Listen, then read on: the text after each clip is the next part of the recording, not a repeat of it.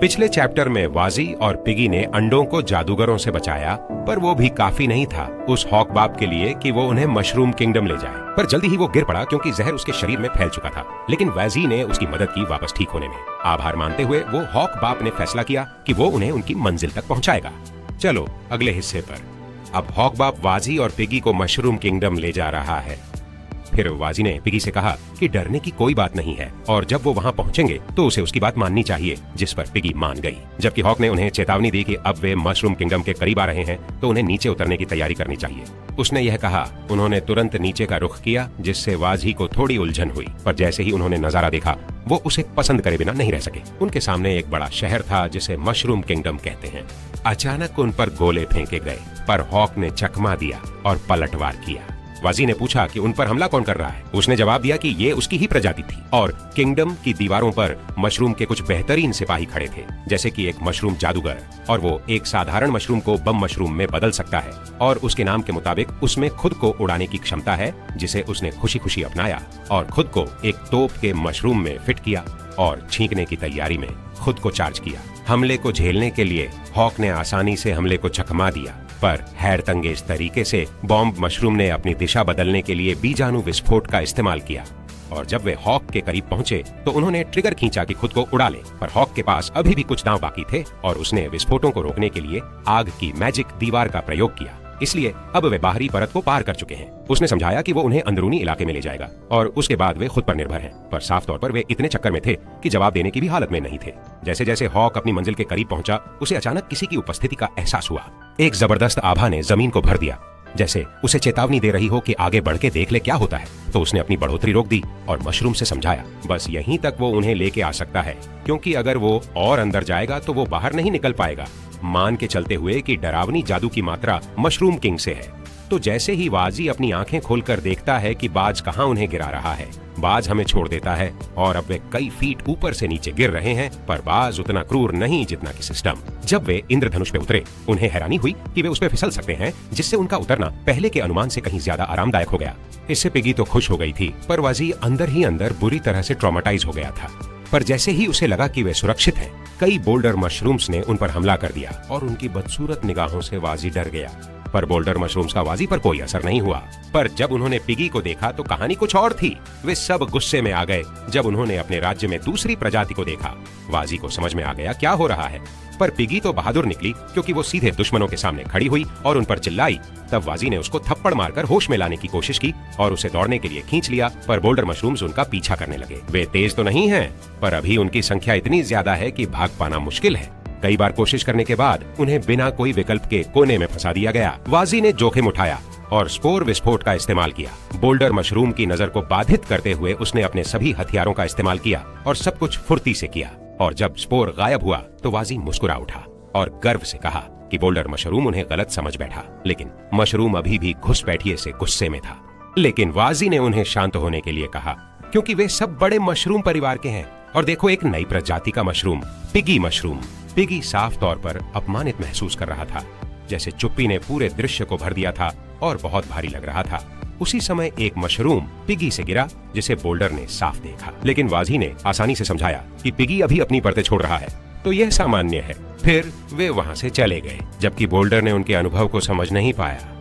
अब वाजी और पिगी चैन की सांस ले सकते हैं जैसे ही वो वहां से बिना कुछ हुए निकल गए, जबकि वह शुक्र मनाता है कि वो चीजें कितना बुद्धू है। पर इस भेस की तो दाद देनी पड़ेगी, ये वाकई में कमाल का है और एक सामान्य मशरूम इसे नहीं पहचान पाएगा। पर अचानक से एक असामान्य मशरूम उनके पास खड़ा था, जो कहता है कि वाजी एक बहुत ही दिलचस्प युवा है, क्योंकि वे उसकी मौजूदगी से सतर्क थे।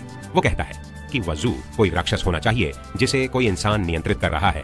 तो वाजू ने उसकी जानकारी देखने के लिए मूल्यांकन का उपयोग किया और पता चला कि वो शिकोनोबी है और उसका स्तर व जानकारी अनिश्चित है, क्योंकि वजीज स्तर बहुत कम है। इससे वजी हैरान रह गया, क्योंकि वो तो बोल भी सकता है और उसे पता है कि वो उसे सामान्य चालबाजियों से नहीं छका सकता। पर शीताकानोबे को लगा कि उस पर मूल्यांकन का उपयोग हुआ है और ये कौशल सिर्फ इंसानों में ही होता है। इसलिए उसने ये नतीजा निकाला कि वो वाजही के बारे में गलत नहीं था, जो एक इंसान के द्वारा नियंत्रित पालतू है। पर वाजही ने उसे समझाने की कोशिश की, पर शीताकानोबे ने अपनी टोपी उस पर फेंक दी। आंखें बंद करते ही शीताकानोबे अचानक उनके पीछे आ गए और वो लोग तो उसके कटाना को म्यान में वापस डालते हुए भी नहीं देख पाए, जबकि वो ठंडे स्वर में कह रहे थे कि इस क्षेत्र का रक्षक होने के नाते कागे 4 महान मशरूम जनरल्स में से एक का नाम होते हुए यहाँ कोई भी संभावित खतरा उसे पार नहीं कर सकता। बताने को कुछ भी नहीं है। वाजी पलटकर समझाने लगे, मगर तभी उन्हें एहसास हुआ कि अब बहुत देर हो चुकी है, क्योंकि उन्हें बीच से काट दिया गया और वो वहीं मर गए। पिगी जो हुआ उस पर विश्वास नहीं कर पाई और जैसे ही उसे एहसास हुआ उसे सिर्फ गुस्सा आया और वो कागे पर टूट पड़ी। लेकिन वो बाहरी लोगों को खत्म करने के मामले में गंभीर थे। उन्होंने तुरंत पिगी इस हमले को नाकाम कर दिया और जब पिगी स्तब्ध रह गई तब वो उसे भी बीच से काटने वाले थे। लेकिन सौभाग्य से मशरूम किंग्स हॉर्न्स का इस्तेमाल हुआ और ये उनके लिए राजा की सहायता के लिए जाने का संकेत था। लेकिन सिर्फ वो ही नहीं थे, सारे मशरूम राजा के पास चले गए और किसी तरह इसने वाजी को भी उसके असली रूप में वापस जोड़ दिया और उन्हें पुनर्जीवित कर दिया। वो हैरान थे क्योंकि साफ तौर पर अभी वो मर चुके थे और उनके पास कोई पुनर्जीवन सिक्के भी नहीं बचे थे। लेकिन जवाब ढूंढने से पहले उसने पिगी को ढूंढा और उसके बेहोश शरीर को देखा। वो देखने की कोशिश कर रहा था कि क्या पिगी अभी भी जिंदा है, लेकिन वो कोई प्रतिक्रिया नहीं दे रही थी। इसलिए वह रो पड़ा क्योंकि वह अपने जज्बातों पर काबू नहीं रख पाया और बीजाणु छोड़ते हुए वह खुद को उसके चले जाने का जिम्मेदार मानने लगा। लेकिन जैसे ही पिगी ने उसके जादुई श्रूम को सूंघा, वह अचानक ऊर्जावान हो गई और साफ तौर पर बिना किसी नुकसान के। जब उन्हें पता चला कि वे दोनों ठीक हैं, वे आभारी हुए और उन्होंने बंधना शुरू कर दिया। अब वे राहत की सांस ले सकते थे कि वे बच गए। लेकिन मशरूम किंग्स के सिंहनाद अभी भी जारी थे। इससे वाजी सम्मोहित हो गया, पर पिगी उसे खींचने की कोशिश कर रही थी। शुरू में तो उसे जगा दिया था, पर सिंहनाद बहुत मजबूत था, इसलिए अब वो फिर से सम्मोहित हो गया और मशरूम किंग्स की सहायता के लिए उसने जितनी तेज हो सके दौड़ लगा दी। सीन बदल गया और मशरूमों के हजारों सैनिक साहसियों पर टूट पड़े और ये एक पूर्ण युद्ध बन गया। संघर्ष के बीच में एक टैंक ने दुश्मनों को पीछे से रोक दिया। तलवारबाज आने वाले मशरूम को काट देता है, जबकि तीरंदाज उसे मार डालता है जो चुपके से हमला करता है। पर यह भी काफी नहीं था क्योंकि मशरूम ट्रूपर उनकी ओर झुंड में आ रहे थे, लेकिन वो सब जमकर रुक गए जैसे ही एक सी रैंक वाले आइस मेज उनकी सहायता के लिए आ गया। अचानक मेकाश्रम भी एक आश्चर्यजनक हमले के लिए प्रकट हुआ। वह इसे रोकने की कोशिश करता है, लेकिन उसकी बर्फ की दीवार बेकार थी क्योंकि ड्रिल उसके शरीर में घुस गई थी। इससे लेवल 49 फायर मैज क्रोधित हो जाता है, इसलिए वह अपने सामने मेचा शोरूम को खत्म कर देता है और उसे वापस शहर में ले जाने का फैसला करता है। धनुर्धर ने उसे याद दिलाया कि यदि वह युद्ध के मैदान से भाग गया तो उसे दंडित किया जाएगा, लेकिन उसके लिए उसके साथी उससे अधिक मूल्यवान है, इसलिए उसे दंड की परवाह नहीं है और वह आग के प्रति सम्मान के कारण गिल्ड में शामिल हो गया। और हर के जादूगर जिन्होंने इसकी स्थापना की, लेकिन देखने से वे उन्हें कुछ तोप चारे से ज्यादा कुछ नहीं देखते हैं क्योंकि वे बिना कोई कार्रवाई किए इसे पूरे समय देख रहे हैं। लेकिन टैंक आगामी हमले को रोकता है और उन्हें युद्ध के मैदान में ध्यान केंद्रित करने की याद दिलाता है। जब वह मेचा मशरूम को वापस मारता है तो तलवारबाज उसका पीछा करता है और उसे मार देता है। उसके बाद वाग्गा उन्हें पीछे हटने के लिए मनाने की कोशिश करता है, लेकिन तलवारबाज इससे सहमत नहीं होता क्योंकि उसका मानना है कि उनका संघ इसी तरह अपने सदस्यों का परीक्षण और चयन करता है और वे इतने लंबे समय से लड़ रहे हैं। अभी हार मान लेना तो बस मूर्ख ही करेगा और अगर वो ऊपर उठना चाहते हैं तो उन्हें जोखिम उठाने ही पड़ेंगे और मशरूम किंग को काबू में करना उनका खुद को दिखाने का सबसे अच्छा मौका है। जबकि टैंक मानता है और स्वॉर्डमैन की बात का समर्थन करता है। स्वॉर्डमैन कहता है कि शायद वो अभी उतना महत्वपूर्ण न हो, पर एक दिन वो गिल्ड में सबसे ऊपर पहुंच जाएगा और तलवार का संत बनेगा जिसे सुनने वाले सभी प्रेरित होंगे। पर दुर्भाग्य से उनके लिए मशरूम किंग ने अपने सींगों से मुर्दा मशरूम को जला दिया। अब वो घबरा गया। टैंक उन्हें संभलकर एक साथ आने की सलाह देता है, पर उसे मसल मशरूम ने एक ही मुक्के से नॉकआउट कर दिया। इसीलिए वागा का सब्र टूट चुका था और वो सबको जमीन दोज कर देने का प्लान बनाता है क्योंकि वो ग्रेटर फायरबॉल डालता है। पर एक मेज मशरूम ने एक मशरूम को बदल कर इसे रोक लिया, जबकि कैनन मशरूम दिल खोलकर गोली चलाता है, जिससे वागा वहीं मारा जाता है। नीचे अफरा तफरी मचते हुए फायरबेन गिल्ड की उड़ती हुई नाव आसमान में मंडरा रही है और उड़ती नावों पर हैं ऊंची रैंक के साहसी। सेथ उबल तलवार के जनरल ने लिलिथ से पूछा कि क्या वो अपने के साथ हो चुकी है। वो भले ही ऑपरेशंस में नहीं है, पर एक दानव को दूर से ही कंट्रोल करने की कोशिश कर रही है और साथ ही मशरूम राजा के नजर से भी बचने की कोशिश कर रही है। तो न्या ने लिलिथ से विनम्रता पूर्वक कहा कि वो थोड़ी तेज हो जाए क्योंकि वो अपने साथी सिपाहियों को अकेले लड़ते नहीं देख सकते। और मैरियन से, जो कि एक टॉप रैंक वाली पुजारिन है, पूछा कि क्या वो बस देखती रहेंगी जब उनके गिल्ड के सदस्य मर रहे हैं, पर वो तो जैसे सुनने वाली ही नहीं थी। पर बोरिया, जो कि एक टॉप क्लास का निशानेबाज है, मतभेद करते हुए जवाब देता है कि उनके तीसरे दर्जे के सदस्यों की कोई अहमियत नहीं है और उनका गिल्ड सिर्फ नतीजे पर यकीन रखता है। और उसने ये भी कहा कि उपनेता का आदेश न होने से उन्हें बस यहीं रहकर देखते रहना है और उपनेता तो बस उनको देख रहे हैं और उन्हें कोई फर्क नहीं पड़ता। बीच में नीडल मशरूम ने सपोर्ट दिया, अपनी सुइयां तोड़कर एक साधारण मशरूम को दी, जिससे वो मशरूम ट्रूपर में बदल गया। लेकिन उसकी सुइयां उसे पता भी न चलते हुए सब खत्म हो गई, जो कि उसे कोई परेशानी की बात नहीं थी क्योंकि वो जबरदस्ती सुइयां उगा सकता था। अब मशरूम तैयार हैं और हम सब लड़ाई के लिए एकदम सज्ज हैं। इधर राजा के पास एक जानलेवा मशरूम आया और सीधा मशरूम राजा के सींग पे निशाना साधा। अब वो साहसी लोग मशरूम राजा के रहस्यमय खजाने को तबाह करने में सफल हो गए। तो उपनेता ने उनको उतरकर अब लड़ाई करने का आदेश दिया, जिसे उन्होंने खुशी खुशी मान लिया। उसी वक्त मशरूम राजा जो हुआ उससे नाराज था, जबकि हत्यारे ने मशरूम सिपाही को छुरा घोंपा और उसे अपना मोहरा बना लिया। जब वो सब मिलकर मशरूम राजा पे धावा बोला, पर वे आसानी से बाई यू, महान मशरूम सेनापति द्वारा उनके शरीर में गोलियों की बौछार से खत्म हो गए। पर हत्या का प्रयास अभी खत्म नहीं हुआ था। एक और दानव को नियंत्रण में लिया गया और चुपके से हमला किया गया, पर वो तबाह हो गया। अब 2 मशरूम सेनापति सामने आए। जब राजा ये देखकर भड़क गया कि इंसानों ने उसके मशरूम को काबू में कर लिया। जब उसने दुश्मन को सोख लिया तो राजा ने चिल्लाकर उन्हें पूरी ताकत से हमला करने का आदेश दिया, तो उन्होंने वैसा ही किया। इस बीच पिगी अभी भी वसी को नहीं छोड़ रहा था, जिससे उसकी प्रगति धीमी हो रही थी। पर जैसे ही राजा का सींग टूटा, उसने जल्दी से अपनी मर्जी वापस पा ली। जब वो कंफ्यूज था, पिगी साफ झल्लाया हुआ था, पर उनका ध्यान अखाड़े की ओर चला गया। जैसे ही उन्होंने सामने वाली अफरा तफरी देखी, वाजी को तो अचरज हुआ। जब उसने ढेर सारे मशरूम को जंग में लड़ते देखा, तो उसने मशरूम को इंसानों को हराने के लिए उत्साहित किया। उसी समय तलवारबाज सब घबरा गया था और लड़ने की उसकी सारी इच्छा खो चुकी थी। पर अचानक उच्च श्रेणी के एडवेंचरर्स मैदान में आ गए। जैसे तलवारबाज तो बस छोटा सा महसूस करके उनकी पीठ को ही देखता रह गया। फिर एसेथ ने मिस मरियन से कहा कि सबको रास्ते से हटा लो, ताकि वो बिना अपनों को नुकसान पहुंचाए लड़ सके। वहीं नाया ने दयालु दिल से बढ़ावा का शब्द कहा और जाने से पहले उनकी मेहनत की सराहना की। इसलिए मिस मैरियन ने सबको वापस भेजने के लिए बड़े पैमाने पर टेलीपोर्टेशन का जादू चलाया और लाशें तक को नहीं छोड़ा गया। अब जबकि वे ही वहां पर एकमात्र एडवेंचरर्स बचे थे, मशरूम उनसे काफी ज्यादा थे, पर सेथ ने फैसला किया कि वक्त बर्बाद नहीं करना है और बचे दुश्मनों का सफाया कर दे। पूरी ताकत से घुमाकर उसने मोस्ट ऑफ द मशरूम को खत्म करने के लिए हीरो ब्लेड का इस्तेमाल किया। फिर न्या ने शैडो क्लोन जादू से अपने हमले को कई गुना कर दिया। लोहे की बारिश का इस्तेमाल करते हुए हालांकि ये मशरूम जादूगरों ने रोक लिया था, पर बोरिया ने उन्हें बड़ी चालाकी से खत्म कर दिया। तोप के मशरूम ने उसे पकड़ लिया और साथ ही साथ हमला भी किया, पर बोरिया के लिए तो वो सारे बहुत ही धीमे थे। उसके पास तो अभी भी समय था टीम मारने का। फिर उसने सूर्यास्त की ओलावृष्टि का इस्तेमाल किया, उनके हमले को रद्द करते हुए, और साथ ही मशरूम तोपों को भी मार डाला। उधर दूसरा मशरूम मासूम और सबसे नाजुक दिखने वाले साहसी पर निशाना साधता है, पर उसके पास भी एक गुप्त हथियार है खुद का बचाव करने के लिए। जैसे ही उसने अपनी थैली खोली, एक फर वाले हाथ ने सामने के राक्षस को खत्म कर दिया। वाजी ने जो नरसंहार हुआ उसे देखा। उसे लगा जैसे ऊंचे स्तर के खिलाड़ी नीचे स्तर के मोब्स की लहरों को साफ कर रहे हों। उसके बाद सेथ ने आदेश दिया कि सब तैयार हो जाए और अगले राजा पर निशाना लगाए। उन्होंने अपना हमला एक साथ फायर किया ताकि और भी शक्तिशाली हमला हो, पर राजा पर इसका कोई असर नहीं हुआ। जैसे ही वो नजदीक आया, कुछ जमीन से निकला और उसने सीधे हमले को झेल लिया, कूल शेड्स के साथ रौबदार अंदाज में। उस पर हुए हमले से सिर्फ एक नुकसान हुआ, क्योंकि वह एक लेवल 92 का हीरे का मशरूम था और अब सारे जनरल आ चुके हैं। तो वे मैदान में उतर गए, जबकि एडवेंचरर सोच रहे थे कि सामने वाले हीरे के मशरूम का क्या करें। लेकिन उसे जीतने का तरीका सोचने से पहले ही हीरे का मशरूम अपना चश्मा नीचे कर लेता है और फैसला करता है कि एडवेंचरर्स को ऐसा चेहरा दिखाए जो वे भूल ना पाएं, इसलिए अपनी रोशनी वाली त्वचा की घूरने वाली शक्ति सक्रिय कर देता है।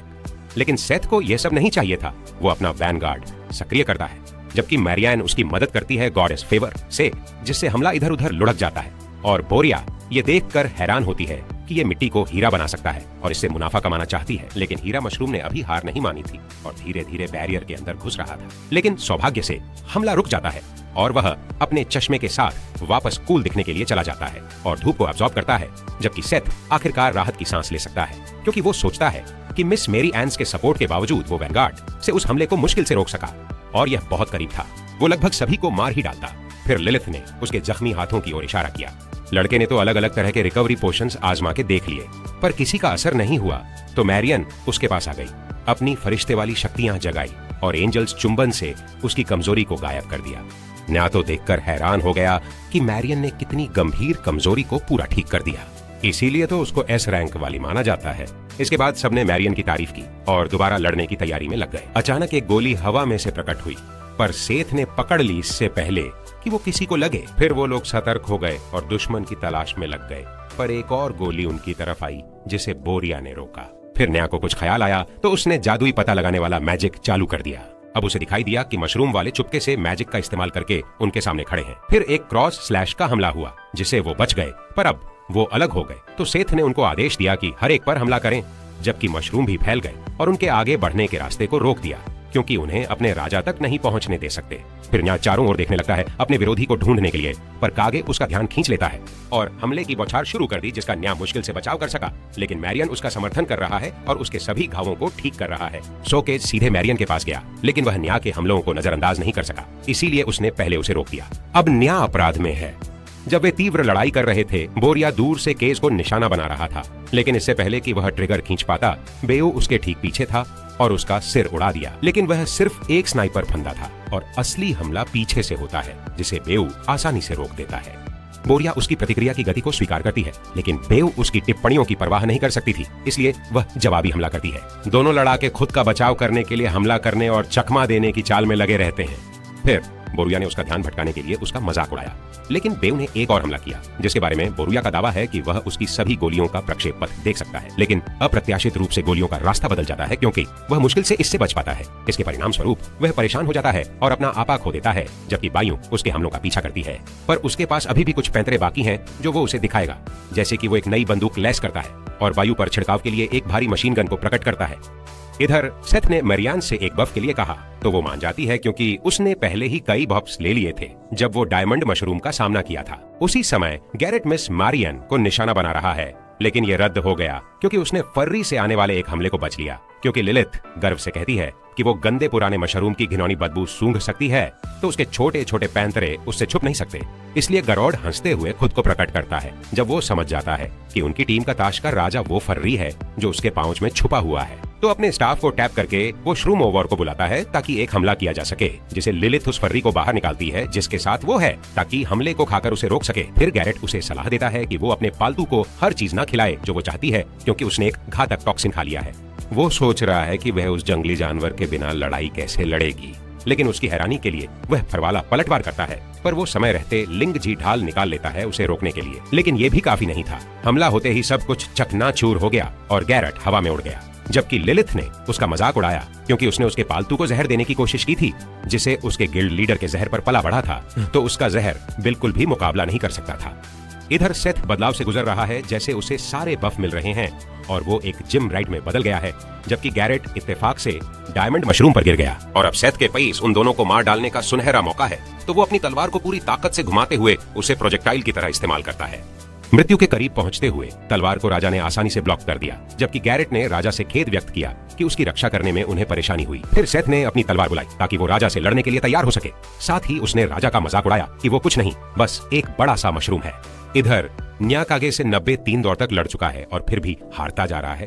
पर अच्छी बात यह है कि मैरियन उसकी चंगाई कर रही है। अगर वो इसे इतना लंबा खींच सके तो आखिरकार कागे की मना खत्म हो जाएगी। लेकिन कागे के और भी प्लान है, क्योंकि वो फिर से मैरियन पर झपटा। तो न्या ने उसे रोकने की कोशिश की, पर गलती हो गई क्योंकि कागे ने उस पर अपने हमले शुरू कर दिए। जबकि मैरियन ने कट को रोकने की पूरी कोशिश की, पर कागे बहुत शक्तिशाली था। कट उसकी पत्थर की खाल को भी पार कर गया और मैरियन को भी नुकसान पहुंचा। अब जबकि नाया मर चुका है, कागे अपनी पसंदीदा लाइन बोलता है कि जो भी इंसान मशरूम किंगडम पर हमला करता है उसकी बचने की दर 0 है। बीच में बोरिया अभी भी वायु पर गोलीबारी कर रहा है, लेकिन वह अपने बाल का इस्तेमाल गोली की तरह करके फंगल जाल बनाती है बोरिया का हमला रोकने के लिए।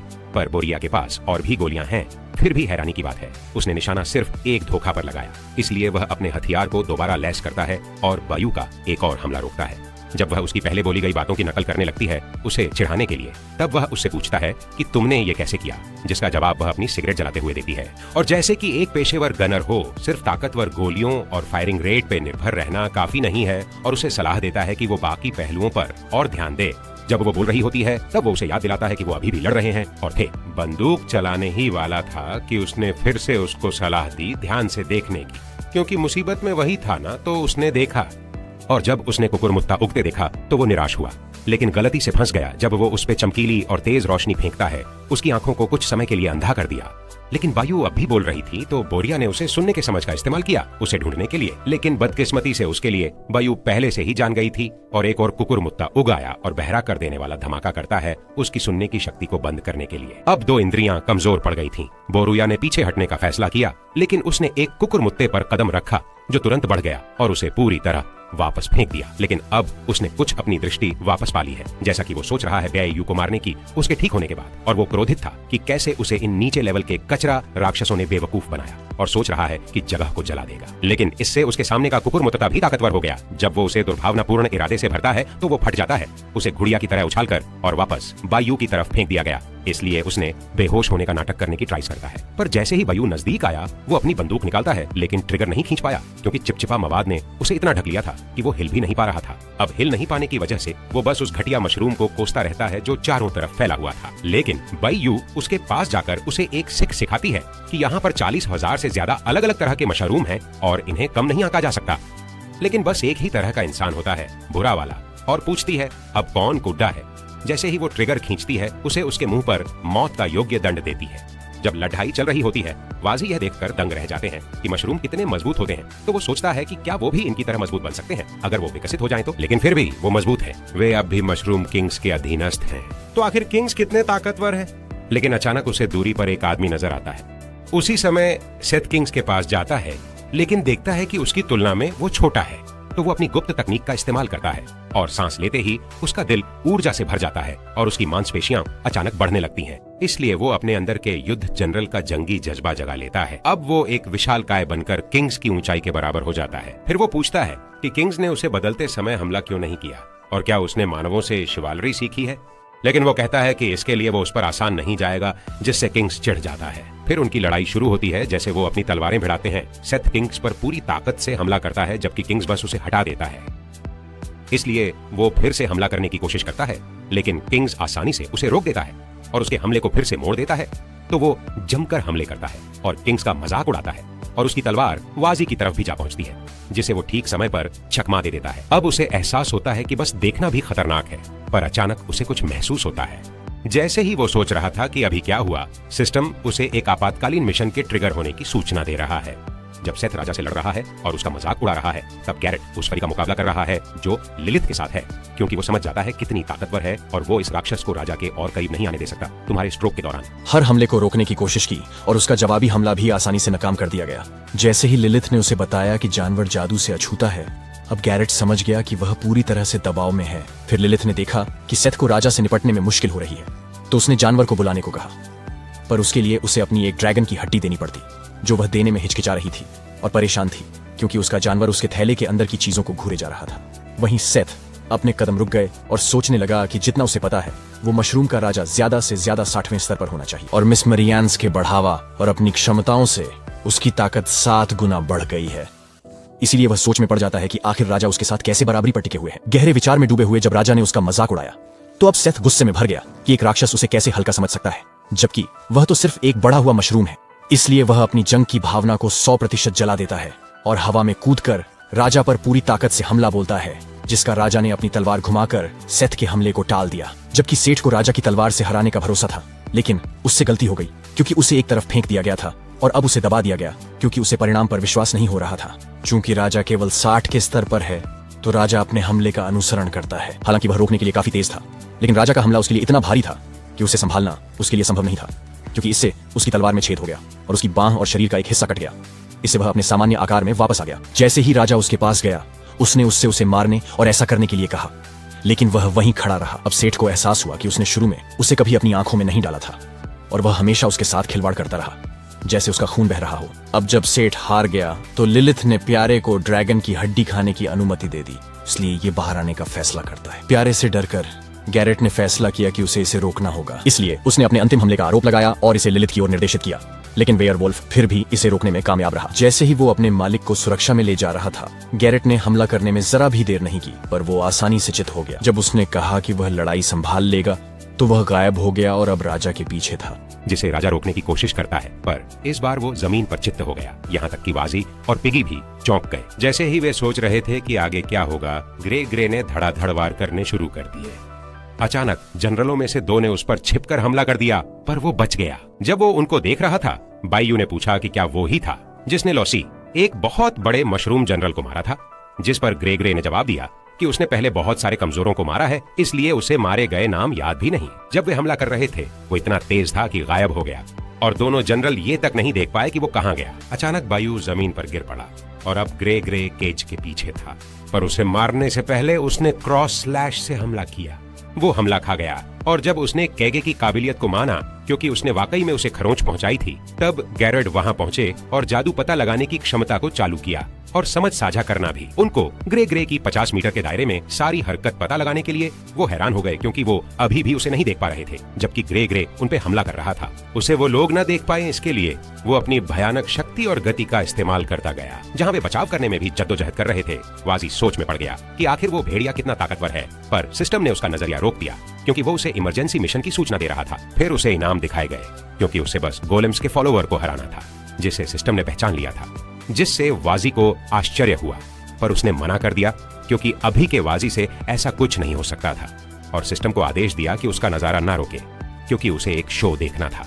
इसी बीच जनरलों ने समझ लिया कि ग्रे ने ये कैसे किया, और वो तो गंभीर भी नहीं था, और उन्होंने उनकी ताकतों में अंतर को महसूस किया, जैसे कि वो उनके पास तेजी से आया और दोनों को खड़ा किया। पता चला कि वो पहले एक वेयरवुल्फ राजा था, नाम था लाइकन, और वो एक 92 लेवल का राक्षस है। और अब दोनों जनरल उस अजीब आकृति के पास फेंक दिए गए, पर उन्होंने उसकी उपस्थिति पर कोई प्रतिक्रिया नहीं दी। अब वाजी सोच रहा है कि क्या वे काली छाया को नहीं देख सकते थे, और वो इंसान है या शायद उनके आसपास कोई राक्षस रहता है। तो वो मान लेता है कि ये वही गाउम का फॉलोवर होगा जिसके बारे में सिस्टम बता रहा था।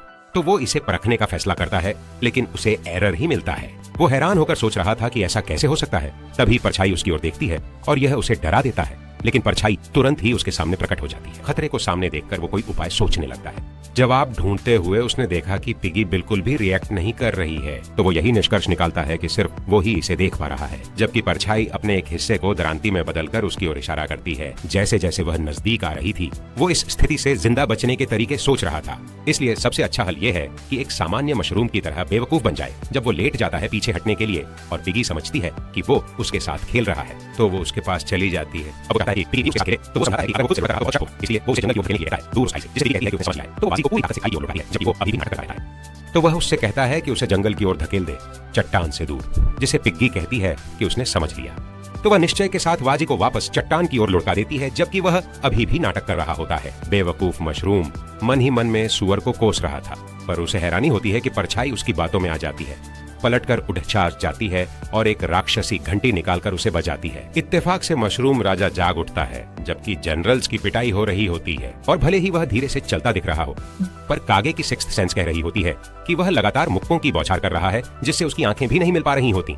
जबकि बायू फिर से अपने बालों का उपयोग करके भेदिये को धीमा करने की कोशिश करती है, पर यह बेकार था, क्योंकि वह आसानी से उसे फाड़े इच देता है। फिर भी वह चमकदार फ्लैशेस के साथ पीछा करती है, पर उस पर कोई असर नहीं हुआ। जैसे ही वह अपनी आंखों की ओर इशारा करता है और उन्हें बताता है कि वह कब का अंधा हो चुका है, जैसे ही भेड़िया करीब आता है, उनकी मौत भी साथ लाता है। जैसे ही वह आखिरी बार के लिए हमला करने को होता है, पर उसके हमले सीधे राजा पर पड़ते हैं और वह गहरी चोटें बर्दाश्त करता है। जैसे ही वह फिर से होश में आता है, पर न जाने कैसे उसका मांस फटने लगता है। भेदिया उस पर अटैक करता है, जबकि दोनों जनरल्स उनकी महाराज को रोकने की कोशिश करते हैं, पर वो उनसे बात करता है। सिर्फ जनरल्स ही समझ पाए, जबकि कागे जाने में हिचकिचा रहा था। वो मुश्किल से टिके हुए थे। जब किंग ने आखिरी बार आदेश दिया, कागे वफादार भी था, पर जिद्दी भी, क्योंकि उसने बायू से कहा कि वो किंग की रक्षा करें, पर बायू ने उसे बेहोश कर दिया, क्योंकि वो सिर्फ किंग के आदेश मानती है। जबकि सेज आए और समझाया कि उनके किंग का परिवर्तन डीमन गॉड गोलेम की वजह से हुआ है, और जो कोई भी डीमन गॉड की शक्ति को अपने शरीर में स्वीकार करता है, वो डीमनिफिकेशन से गुजरेगा और एक डीमन किंग का रूप प्राप्त करेगा। पर इसी वक्त वो सारी समझदारी खो देंगे और सिर्फ डीमन गॉड गोलेम के प्यादे बन जाएंगे। उनकी रक्षा के लिए उनकी महाराजा ने वो शक्ति स्वीकारी है, क्योंकि वो कोने में फंस गए थे और डिमोनिफिकेशन की प्रक्रिया से गुजरे। जबकि भेड़िए ने एक जानी पहचानी सुगंध महसूस की, और जैसे उसने वही रहस्यमय जादुई शक्तियां महसूस की जब फेनरिर ने उससे किंग का पद छीन लिया था। और अगर उसकी भावनाएं सही हैं, तो उसे इसे खत्म करना होगा उसके पूरी तरह से परिवर्तित होने से पहले। इधर ईश ने बायू से किंग्स विरासत की देखभाल करने को कहा, चूंकि मशरूम का भविष्य उस पर और केज पर निर्भर करेगा, जिसे सुनकर वह चौंक गई। जैसे ही आरक्षी उन दोनों को यहाँ से दूर भेजते हैं, जबकि वह उन्हें भागने के लिए सुरंग बनाने वाले कवच डालते हैं, वह कहते हैं कि उन्होंने मशरूम राजाओं की 3 पीढ़ियों की सेवा की है, इसलिए वह अंत तक अपनी महिमा के साथ रहेंगे। जब वुल्फ ने राजा पर अपने शक्तिशाली हमले का इस्तेमाल किया, तो वह आश्चर्यचकित था कि रहस्यमय जादुई शक्ति और दमनकारी भावना वास्तव में मजबूत हो रही थी। कोहरे के बीच मशरूम किंग ने अपना नया रूप प्रकट किया क्योंकि दानवीकरण पूरा हो गया था और अब वह एक पतित मशरूम किंग है। तब उसका जाल आरशे की ओर बढ़ा। चूंकि वह स्वेच्छा से अपने विश्वास को स्वीकार करता है, उसके लिए एक बार फिर महामहिम की ताकत बनना एक सम्मान की बात है। ऋषि के भस्म हो जाने के बाद राजा को अधिक बुद्धि और अंग प्राप्त हुए, क्योंकि अब वह भेड़िए के करीब चल सकता था। वह इसे लात मारने की कोशिश करता है, क्योंकि वह सही था, लेकिन यह चीज फेनरिर की तुलना में बहुत धीमी है। इसलिए उसका मानना है कि वह अपनी गति से राजा को आसानी से टुकड़े टुकड़े कर सकता है, क्योंकि वह हर दिशा में राजा पर हमला करता है और इसे खत्म करने का फैसला करता है। पीछे से चाल चली थी, लेकिन उसके प्लान वैसे नहीं चले जैसा उसने सोचा था, क्योंकि अचानक फॉलन किंग पलटा और डेमन किंग का बीज का इस्तेमाल किया। वो निकलने में कामयाब रहा और गर्व से बोला कि उसकी फर में जादू और जहर दोनों से लड़ने की शक्ति है। बस आंखें और नाक बंद कर ले तो उसके बीज उस पर असर नहीं करेंगे। लेकिन जल्दी ही उसे कमजोरी महसूस होने लगी, जैसा कि उसने देखा कि उसके हाथों में अब सड़ते हुए मशरूम का संक्रमण फैल गया है। जैसे ही उसे समझ में आया कि कागे ने पहले ही उसे घायल कर दिया था, वो अपने हाथ काट लेता है, लेकिन सडन फैल चुकी थी उसकी बाहों तक। फिर उसने अपनी पूरी बाह फाड़ दी, लेकिन जल्द ही उसे एहसास हुआ कि सडन पूरे शरीर में फैल गई है। तो उसने अपने मास्टर को मदद के लिए बुलाया, जिस पर लाइलीत मदद को आई और उसे पेट इन्वेंटरी में डाल दिया। चूंकि एक बीस्ट मास्टर की पेट इन्वेंटरी के अंदर वे अपने एमपी का इस्तेमाल करके अपने पेट्स को ठीक कर सकते हैं, लेकिन उसकी इन्वेंटरी पागलों की तरह हरकतें करने लगी और उसके माना पॉइंट्स तेजी से गिरने लगे। जल्दी ही पेट इन्वेंटरी फट गई और ग्रेगरी के ठीक होने का समय नहीं रहा, जबकि लिलिथ को चोट की वजह से होश नहीं रहता है। मैरियन उसके शरीर को एक सुरक्षित जगह ले जाती है। जैसे ही वे जहाज की ओर लौट रहे होते हैं, फॉलन किंग अपने शिकंजा फैलाकर उन्हें पकड़ बेचने को होता है, पर उसके शिकंजे उपनेता ने जला दिए। जब वह मरियन को जहाज पर वापस जाने का आदेश देता है और कहता है कि वह यहाँ से सब मैनेज कर लेगा, जो मेरियन मदद करने ही वाली थी, वो दृढ़ता से कहता है कि उसकी बात मानो, जिसे वह समझ जाती है। अब उपनेता फॉलन किंग का सामना कर रहा है और नीचे से ऊपर देख रहा है। फॉलन किंग सांस अंदर खींच ताकि उस पर कई राक्षसी बीजों की बारिश कर सके, पर वो बेकार थी, क्योंकि वे उपनेता के पास आते ही भस्म हो जाते थे। अब फॉलन किंग उस पर हमला करने का दूसरा तरीका ढूंढता है, इसलिए वह हीरे जैसी मशरूम को पकड़ता है और उसे गोला बनाकर फेंकता है, जिससे वाजी चौंक जाता है और अनायास ही बोल पड़ता है। तब तक वाजी को याद आता है कि शैडो फिगर अभी भी उनके साथ है, तो वह खुद को फिर से बेवकूफ दिखाने की पूरी कोशिश करता है। इस बीच उपनेता ने एक अग्नि आत्मा को बुलाया और उसे हीरे की मशरूम से निपटने के लिए फेंक दिया, तो वो मशरूम को जला डालती है और उपनेता इंसिनरेट करते हुए पीछा करता है। उसे तब तक जलाता है जब तक कि उसकी आंखें ही न बचें। जैसे ही उसने ट्रिपल एस दुर्लभता वाली क्राफ्टिंग सामग्री प्राप्त की, जबकि अग्नि आत्मा को उसके कार्यों का शौक नहीं था, क्योंकि उसने उसे अनसुना कर दिया था। लेकिन फॉलन किंग अब उसके पीछे है, क्योंकि वह उसे भस्म करने के लिए अपना दूसरा मुंह खोलता है। उसके बाद वह धीरे धीरे काली छाया के पास पहुंचता है, लेकिन उसका पेट फूलने लगता है, क्योंकि उसे लगता है कि कुछ गड़बड़ है। इसलिए वह उसे रोकने की कोशिश करता है, लेकिन वह उसे संभाल नहीं पाता, क्योंकि वह अंदर से फट जाता है। चूंकि उपनेता ने फिनिक्स के पुनर्जन्म को सक्रिय कर दिया है और राजा का ताज प्राप्त कर लिया है, जबकि वह विश्वास नहीं कर सकता कि यह कितना शर्मनाक है कि 60 के स्तर के राक्षस ने वास्तव में उसे अपने ट्रम्प कार्ड में से एक का उपयोग करने के लिए मजबूर किया। और यह एक अच्छी बात है, किसी ने उसे नहीं देखा और जाने से पहले उसने सबूत मिटाने के लिए हथियार डाल दिए। जबकि अंधेरी छाया आह भरती है, क्योंकि उसकी रचना नष्ट हो गई थी, इसीलिए वह जगह छोड़ देता है। इसलिए वाजी को अब और कार्रवाई नहीं करनी पड़ती है और पिग्गी को जगाता है और उसे भागने के लिए कहता है। तो उन्होंने ऐसा ही किया, पर वाजू की उम्मीदें टूट गईं जब उसने उनकी ओर आते कई फायरबॉल्स को देखा। लेकिन पिग्गी ने उसे उठा लिया और एक गड्ढा खोदकर विपत्ति से बचने के लिए छिप गए। कुछ समय बाद मशरूम किंगडम अब खंडहर में बदल गया और अभी भी जल रहा था, और पिगी और मशरूम उस गड्ढे से बाहर आए जो उन्होंने खोदा था और बिल्कुल सही पके हुए थे। लेकिन सिस्टम ने उन्हें उनके क्वेस्ट पूरा करने का इनाम दिया, इसलिए वो लेवल अप हो गए और उनकी सारी चोटें ठीक हो गईं। लेकिन ये उन्हें इस तथ्य से बचा नहीं पाया कि मशरूम किंगडम अब नहीं रहा। जहाँ पिगी भूख लगी थी, वाजी गहरे विचार में डूबा हुआ था और उन घटनाओं के बारे में सोच रहा था जिन्हें उसने देखा था। और यह नहीं कि मशरूम किंग बहुत कमजोर था, बल्कि इंसानी बहादुर बहुत मजबूत थे। फिर अचानक एक एहसास ने जहन में जगह बनाई, और अगर वह मशरूम किंग बन भी जाता तो क्या वह मजबूत इंसानों के सामने एक कमजोरी सा नहीं रह जाता। फिर सिस्टम ने उसे एक मध्यम कठिनाई का मिशन दिखाया, जिसमें उसे मशरूम किंगडम में विकसित होने की कोई विधि खोजनी थी और अगले चरण में विकसित होने की जरूरत थी। लेकिन उसने साफ कहा कि उसे अब मिशन करने का मन नहीं है, जिस पर सिस्टम ने उसे समझाने की कोशिश की कि मिशन पूरे करना और विकसित होना ही उसके मजबूत बनने की सबसे तेज राह है। तो वह खड़ा होकर कहता है कि उसे विकसित होना नहीं है, और वो है कि मैंने तय किया है कि मैं भी अब मशरूम जितना बहादुर बनूंगा, जोर जोर से चिल्लाते हुए। उसी समय जमीन से खोद कर निकलने वाले फंगस बाहर आ गए और वो 2 जनरल उसमें से निकले। जबकि कागे अभी भी किंग की मौत का शोक मना रहा है। जब वो वापस जाने का फैसला करता है, बायू उसे भरपूर तमाचा मारता है और याद दिलाता है कि उनके किंग की यही इच्छा थी और पूछता है कि क्या वो चाहता है कि उसकी महाराज की कुर्बानी व्यर्थ चली जाए, जबकि वो अभी भी शोक में है। और बिना अपने किंग के जीने के लिए और क्या बचा है, जिस पर बायूए बैठ जाती है और उसे बेवकूफ कहती है और बताती है कि अगर मरना ही है तो ऐसा वो तब करे जब वे अपना मिशन पूरा कर लें, क्योंकि उन्हें अपने किंग का आखिरी हुक्म पूरा करना है। जैसे ही वह उसे किंग की विरासत दिखाती है, इससे वो खुद को संभाल लेता है और अब उसे यकीन हो जाता है कि उनका मिशन अभी खत्म नहीं हुआ है। लाइक बटन दबाओ और देखने के लिए धन्यवाद।